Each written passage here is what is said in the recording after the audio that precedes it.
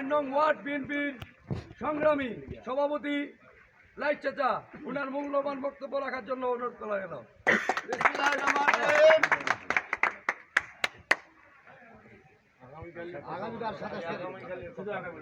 27 October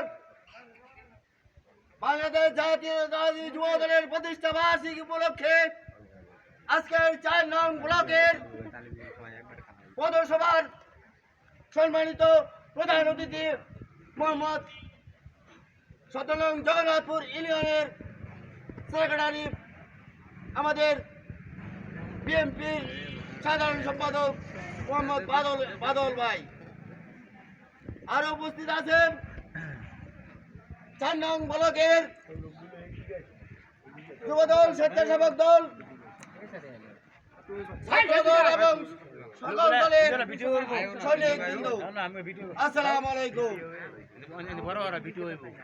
আপনারা জানেন, সকলে জানেন, আগামীকাল 27 অক্টোবর আমাদের শহীদ প্রেসিডেন্ট জিয়াউর রহমান একটা দল প্রতিষ্ঠিত করেছিল। তাই কালকে 27 অক্টোবর একটা প্রতিষ্ঠা বার্ষিকী, আমরা যাতে এই দলটিকে প্রতিষ্ঠা বার্ষিকী সুন্দরভাবে সফল করতে পারি সেই লক্ষ্যে আজকে এই দলিমবাবু আর 4 নং ব্লকের বর্ধিত সভা।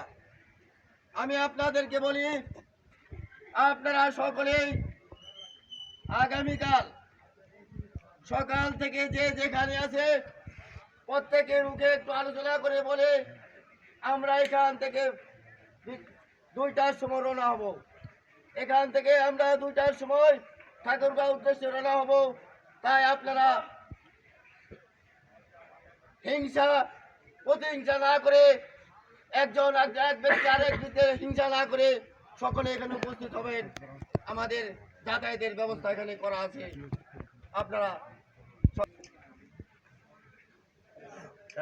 আপনারা সকলে অবগত আছেন, আগামীকাল 27 অক্টোবর আমাদের বাংলাদেশ জাতীয়তাবাদী যুব দলের প্রতিষ্ঠা বার্ষিকী অনুষ্ঠিত হতে যাচ্ছে।